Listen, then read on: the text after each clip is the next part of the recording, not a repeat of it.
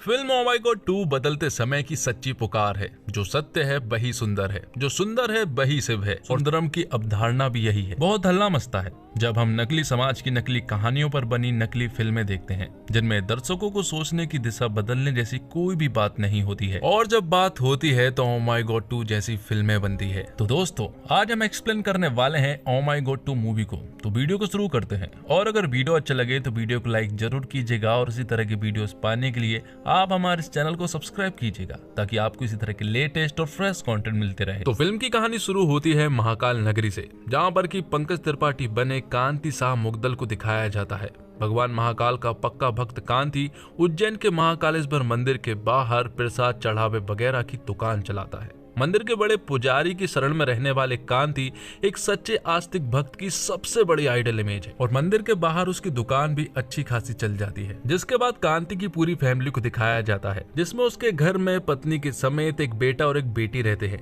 जिसमें बेटे का नाम विवेक तो बेटी का नाम दमयंती उर्फ दमू है। कांति की बेटी एक छोटे स्कूल में पढ़ती है, वहीं उसका बेटा विवेक एक इंटरनेशनल स्कूल में पढ़ता है। लेकिन स्कूल इंटरनेशनल हो या और उसमें स्टूडेंट आते तो हमारे इसी समाज से हैं। तो एक दिन विवेक अपने दोस्त के यहाँ पर जाता है और घर वालों से कह देता है कि आज रात वो उसी के घर पर बिताएगा। और अगली सुबह जब होती है तो विवेक हॉस्पिटल में पाया जाता है। ये बात सुनने के बाद कांति तुरंत ही हॉस्पिटल जाता है, जहाँ पर कि वो अपने बेटे से मिलता है। जिसके बाद कांति डॉक्टर से मिलता है तो डॉक्टर कांति को कुछ ऐसी बातें बताता है कि कांति को कुछ भी समझ नहीं आता है। डॉक्टर कांति को बताता है कि विवेक ने कुछ ऐसी गोलियां खाई हैं जिस वजह से विवेक रात भर जागा है। तो कांति उस डॉक्टर से कहता है कि इसमें क्या बड़ी बात है, अगर किसी भी बच्चे की नींद पूरी नहीं होगी तो वो तो बीमार पड़ेगा ही। तब जाके डॉक्टर कांति को असली सच बताता है। वो बताता है कि विवेक ने कुछ ऐसी गोलियों का इस्तेमाल किया है जिन गोलियों का इस्तेमाल हम सुहागरात के समय पर करते हैं। और डॉक्टर कांति को ये भी बताता है कि विवेक ने सारी रात मास्टरबेट की है। ये सुनने के बाद कांति को बहुत ज्यादा विवेक पर गुस्सा आती है, बहुत ज्यादा चिल्लाता है, क्योंकि कांति की नजरों में तो ये सब पाप है। लेकिन सबसे बड़ी बात ये है कि आखिर विवेक ये सब कुछ कर क्यों रहा था। तब कांति विवेक के एक दोस्त से सब कुछ पता कर लेता है। विवेक का दोस्त कांति को बताता है एक डांस कंपटीशन की तैयारी के बीच विवेक एक लड़की का पार्टनर बना। वो बहुत ही अच्छा डांस कर रहे थे, लेकिन कुछ जलने वाले दोस्तों ने उसके पसंदीदा पार्टनर से अलग करवा दिया। उसके दोस्तों ने उसका मजाक उड़ाया और सबसे बड़ा मजाक ये था कि उसके लिंग के आकार को लेकर उसके मन में शंकाओं का निर्माण कर दिया। और बच्चा पूछे भी तो किससे कि समान लिंग का आकार प्रकार कैसा होता है। वह नीम हकीमों जड़ी बूटी बेचने वाले बाबाओं के पास भटकता है और फिर एक मेडिकल स्टोर से नकली गोली खाकर बीमार पड़ जाता है। ये सारी बातें जब कांति को मालूम चली तो उसे बहुत ज्यादा दुख हुआ। वो महादेव के सामने प्रार्थना करते हैं कि उसका बेटा इन सारी प्रॉब्लम से बाहर निकल आए। लेकिन महादेव जानते हैं कि कांति के बेटे विवेक के पास अब है, इसलिए महादेव अपने एक दूत को पृथ्वी पर भेजते हैं, जो कोई और नहीं बल्कि अक्षय कुमार होते हैं, जिन्हें कांति हमेशा महाराज कहकर पुकारता है। कुछ दिनों के बाद स्कूल के प्रिंसिपल जो है वो विवेक और उसके पेरेंट्स मतलब की कांति को स्कूल बुलाते हैं और उसे बताया जाता है कि विवेक ने जो हरकत की है उसकी वजह से हम उसे स्कूल से बाहर निकाल रहे हैं। कांति को ये समझ नहीं आ रहा था कि आखिर विवेक ने ऐसा क्या कर दिया जिस वजह से उसे स्कूल से बाहर निकाला जा रहा है। तब कांति को एक वीडियो बताया जाता है जिसमें कि विवेक जो है वो स्कूल के बाथरूम में मास्टरबेट कर रहा होता है। और ये वीडियो विवेक के कुछ जलने वाले दोस्तों ने बना ली थी और उसे हर जगह शेयर भी कर दी थी। इसलिए स्कूल का ये फैसला निकलता है कि अब वो विवेक को किसी भी हालत में इस स्कूल में तो नहीं रखना चाहते, इसलिए वो उसे स्कूल से बाहर निकाल देते हैं। और धीरे धीरे करके ये वीडियो जो है वो पूरे शहर में वायरल हो जाती है। वीडियो इस प्रकार वायरल होती है कि ये वीडियो उसके घर तक भी पहुंच जाती है और अब विवेक और उसकी फैमिली किसी को भी मुंह बताने लायक नहीं है। काफी ज्यादा गुस्सा आता है क्योंकि उसकी इमेज जो है वो एक सच्चे श्रद्धा और आस्था वाली है। लेकिन अब वो किसी से आंख उठा के भी बात नहीं कर सकता, इसलिए वो फैसला करता है कि अब वो यहाँ पर नहीं रहने वाले और अब वो कहीं दूसरे शहर में किसी रिलेटिव्स के पास चले जाएंगे। वो उसी रात अपने किसी रिलेटिव्स के पास जाने लगते हैं। वो स्टेशन पहुंचते हैं जहाँ पर कि अगली सुबह की ट्रेन का इंतजार कर रहे थे। लेकिन तभी अचानक से विवेक जो है वो रेलवे की पटरियों पर पहुंच जाता है और आत्महत्या करने की कोशिश करने लगता है। और यहीं पर कांति की एक बार फिर मुलाकात होती है महाराज से, मतलब कि अक्षय कुमार महादेव से। यहाँ पर महाराज जो है कांति से कहता है कि अपने बेटे विवेक को देखो, शायद वो यहाँ पर नहीं है, कहीं और चला गया हो। और वो उसे हिंट दे रहा था कि वो आत्महत्या करने के लिए चला गया है। तब यहाँ पर कांति उसके पीछे दौड़ता है वो उसे बचाने की लाख कोशिश करता है, लेकिन वो उसे नहीं बचा पाता है क्योंकि उसे महाराज मतलब कि महादेव ने बचा लिया था। महादेव ने विवेक को बचा लिया था, जिसके बाद महादेव कांति से बात करते हैं। कांति यहाँ पर उन्हें अपनी सारी प्रॉब्लम्स बता देता है। वो थोड़े पागल से लगते हैं क्योंकि वो पहेलियों में बात करते हैं। महादेव कांति से कहते हैं कि सारी दुनिया को तुम्हारा बेटा गलत लग रहा हो, तुम्हें भी वो गलत लग रहा हो, लेकिन क्या कभी ये जानने की कोशिश की है कि विवेक असल में गलत है भी या फिर नहीं। कांति को ये सारी बातें अब बहुत अच्छे से समझ आ चुकी थी कि विवेक ने जो कुछ भी गलती की उसमें गलती उसकी नहीं थी, बल्कि हमारी, स्कूल की और मेडिकल स्टोर वाले की और उन बाबाओं की भी है। क्योंकि अगर उसे सही तरह से ज्ञान मिल गया होता तो शायद आज वो इतनी बड़ी गलती नहीं करता। इसलिए वो 4 लोगों पर केस दर्ज करता है, एक तो स्कूल पर, दूसरा मेडिकल स्टोर पर, तीसरा बाबाओं पर और चौथा खुद पर। क्योंकि अगर विवेक को ठीक से ज्ञान मिल गया होता तो आज वो अज्ञानता का शिकार नहीं होता। कांति कोर्ट पहुंच जाता है एक वकील को लेकर। खुद के ऊपर केस करने वाले शख्स को देखकर जज भी हैरान रह जाते हैं। कांति उनसे कहता है कि मैं इन 4 लोगों पर मानहानि का केस करना चाहता हूं क्योंकि इन 4 लोगों की लापरवाही की वजह से मेरा बेटा अज्ञानता का शिकार हुआ। मैं चाहता हूं कि सारे लोग मेरे बेटे से माफी मांगे और बदले में ये लोग मुझे महाकाल के लिए चढ़ावा दे 11 रुपए, 21 रुपए, 51 रुपए और 101 स्कूल में वापस दाखिला मिले। लेकिन तभी यहाँ पर कामनी नाम की एक वकील की एंट्री होती है जो कि एक बहुत ही तेज तर्रार वकील है। कामनी यहाँ पर जज से कहती है कि इस केस को तुरंत ही डिसमिस कर देना चाहिए, लेकिन बात रखने का एक मौका तो मिलना चाहिए। तब कामनी ये केस अपने अंडर ले लेती है और जो कांति के साथ का वकील था वो इस केस को छोड़ देता है क्योंकि कामनी के सामने उसकी हार पक्की है। तो अब कांति के पास कोई और वकील नहीं था और ना ही इस केस को कोई लेना चाहेगा। तब यहाँ पर वो जज साहब से कहते हैं कि आप मुझे वही दे दीजिए जो हमेशा देते हैं, तारीख। तो जज साहब उसे अगली तारीख दे देते हैं, जिसके बाद से कांति इस केस में लग जाता है। वो इस केस को सॉल्व करने के लिए अब कुछ भी कर सकता था, इसलिए सबसे पहले तो वो इस केस को समझने की कोशिश करता है और फिर ढेर सारी पढ़ाई करता है। वो बहुत सारी बुक्स का अरेंजमेंट करता है जो कि विवेक के पास पहले से ही रखी हुई थी। कांति इस केस को लेकर बहुत ज्यादा सीरियस था। वो दिन रात मेहनत करके इस केस की तैयारियां कर रहा था और सारी चीजों की रिसर्च भी कर रहा था, जिसमें कि उसकी बेटी दमयंती भी उसका साथ दे रही थी। तो अब तारीख वाले दिन कांति जो है, जहाँ की हालत बहुत ज्यादा खराब थी, उसने पहले ही देख ली थी। तो यहाँ पर कांति सबसे पहले तो कोर्ट को अच्छी तरह से साफ करता है और इस केस को वो खुद हैंडल करने की गुहार लगाता है, जिस पर कि जज भी हाँ कह देते हैं। और सबसे पहले तो वो उनसे थैंक यू कहते हैं क्योंकि कांति ने इस कोर्ट रूम को बहुत अच्छे से साफ किया था। यहाँ पर कांति ने अपने जूते चप्पल को बाहर भी उतार कर आया था। वो कहता है कि ये न्याय का मंदिर है और वो मंदिर में चप्पल पहनकर नहीं आता है, जो बातें जज साहब को बड़ी अच्छी लगी थी। लेकिन अभी ये केस एक्सेप्ट नहीं हुआ था और उसी के बारे में यहाँ पर चर्चा हो रही थी। कांति यहाँ पर सभी को सनातन धर्म के 4 स्तंभों के बारे में बताता है, धर्म, अर्थ, मोक्ष और काम के बारे में, जिनमें की अश्लीलता भी है। और अगर इन अश्लीलताओं के बारे में लोग पढ़ना शुरू करें तो उन्हें ये अश्लील नहीं लगेगा। लेकिन कामनी कहती है कि हम किसी भी टॉपिक को उठाकर स्कूल में नहीं पढ़ा सकते। हर स्कूल की क्रेडिबिलिटी होती है जिसकी वो हद में होते हैं। तब कांति उनसे कहता है कि अगर ये सब कुछ पढ़ाया गया होता तो आज ये सब कुछ गलत लगता ही नहीं। तो बहुत सारी डिबेट के बाद यहाँ पर जज साहब जो है वो इस केस को रजिस्टर हो चुका था, जिसके कारण कांति बहुत खुश था। हालांकि ये केस अभी वो जीता नहीं था, लेकिन वो इतना खुश था जैसे कि वो केस जीत गया हो। लेकिन ये तो बस शुरुआत है, क्योंकि कांति को ज्यादा नॉलेज है नहीं और आगे बहुत सारी अड़चने हैं। तो आगे कामनी समझ चुकी थी कि इस केस को कैसे सॉल्व करना है। उसने सारी पढ़ाई करके आई थी और इसलिए वो यहाँ पर कोर्ट में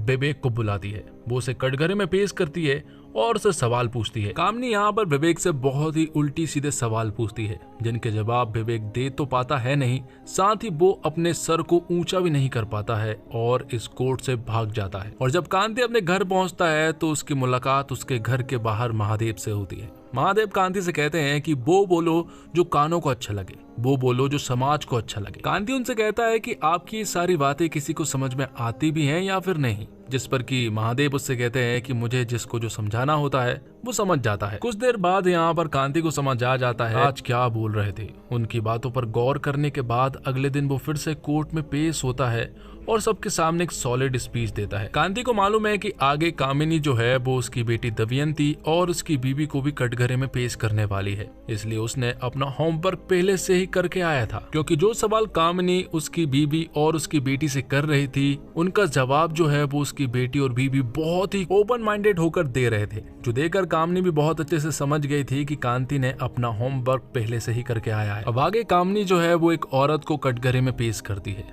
और वो औरत दरअसल में एक प्रोस्टिट्यूट होती है। और यहाँ पर कामिनी सभी को बताती है इनका बच्चा भी स्कूल में पढ़ता है और स्कूल उसे अलाउ भी करता है। स्कूल के बाहर आप जो भी करें लेकिन आपको स्कूल में हद में रहना होगा। अगर स्कूल ने अपने स्टूडेंट को लेकर डिसिप्लिन को लेकर एक एक्शन लिया है तो इसमें क्या बुरी बात है। तो यहाँ पर कांति की बोलती बंद हो जाती है और फिर अगले दिन उनकी मुलाकात महाराज से। यहाँ पर महाराज जो है वो उसे पहली में एक बात बताते हैं कि सवाल नहीं करोगे तो जवाब कहाँ से मिलेगा। सवाल के अंदर ही सवाल है, सवाल के बाद फिर जवाब है, जवाब के बाद फिर सवाल है, सारा सवाल जवाब में ही होता है। तो अब कांति बहुत अच्छे से समझ गया था कि उसे यहाँ पर बहुत सारे सवाल जवाब करने हैं। तो कांति उसी प्रोस्टिट्यूट को वापस बुलाता है और उसे सवाल करना शुरू करता है। वो उससे कुछ पोजीशन के बारे में बात कर रहा था। यहाँ पर वो औरत भी उसे जवाब दे रही थी। कांति उनसे कहता है कि वो तो अपनी भूख मिटाकर चले जाते हैं, क्या तुम्हें अच्छा लगता है। जिस पर कि वो औरत साफ मना करती है। वो कहती है कि कुछ लोग नाचने के लिए आते हैं तो कुछ लोग उल्टे सीधा काम करने के लिए, और कुछ नहीं कर पाते हैं तो वो सामने बैठकर रोते रहते हैं। तो कांति उनसे कहता है कि अगर उन सभी लोगों को पहले से ये सब कुछ आता होता तो शायद तुम्हें परेशानी नहीं होती।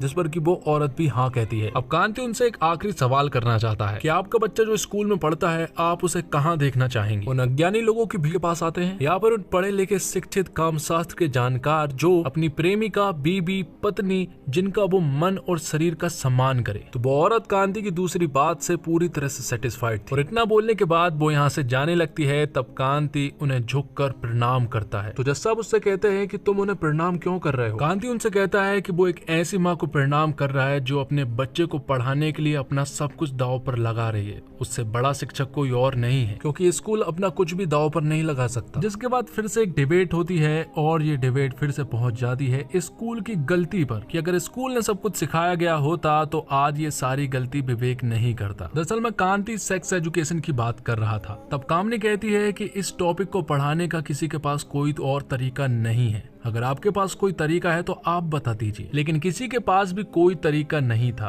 तब कामिनी उससे कहती है कि अगर आपके पास कोई तरीका ना हो तो आप इस केस को वापस ले लीजिएगा। अगर तरीका हो जो कि बलगर ना हो तो आप हमें बता दीजिएगा। अब फिर से कांति की मुलाकात होती है महाराज जी से। यहाँ पर महाराज जी उसे फिर से अपना ज्ञान देना शुरू करते हैं। वो उससे कहते हैं कि सच को दबाओ मत, सच को बताओ, क्योंकि सच हमेशा नग्न होता है। जो है उसे वैसा बता दो, क्योंकि सत्य सुंदर होता है और सुंदर ही शिव है। वो दोनों यहाँ पर कचौरी भी खा रहे थे और यहाँ पर महाराज कांति को भी एक कचौरी देते हुए कहते हैं कि कचौरी को देखकर खाना, क्योंकि जिस कागज में कचौरी थी उसमें बहुत ही अच्छी कुछ इन्फॉर्मेशन थी जो कि कांति के काम आ सकती थी। अब कांति को ये बात तो बहुत अच्छे से समझ आ गई थी कि उसे सब कुछ खुलकर बताना है। इसलिए अगले दिन वो कोर्ट में ह्यूमन बॉडी के कुछ पोस्टर्स लेकर जाता है जो कि एकदम नग्न थे, जिन्हें देखकर कामिनी कहती है कि ये बलगर है और इन्हें हटा देना चाहिए। लेकिन कांति उनसे कहता है कि ये सारे पोस्टर्स स्कूल और प्रयोगशाला में पाए जाते हैं और सारे शिक्षक इन्हीं पोस्टर के द्वारा ह्यूमन बॉडी के पार्ट्स को पढ़ाते हैं। तो फिर इन्हीं पोस्टर्स के द्वारा हम गुप्तांग के बारे में भी आराम से पढ़ा सकते हैं। कांति ये भी कहती है प्रमाण पत्र से लेके मृत्यु प्रमाण पत्र तक उसकी पहचान होती है लिंग, और आज उसी पहचान की बात करने में और बताने में आज हमें शर्म आ रही है। कांति यहाँ पर एक सॉलिड स्पीच देता है जिसके कारण ये केस जो है वो कांति की तरफ झुकने लगा था। लेकिन आखिर में कामिनी पब्लिक से पूछती है कि आखिर किन किन लोगों को लगता है कि इस टॉपिक पर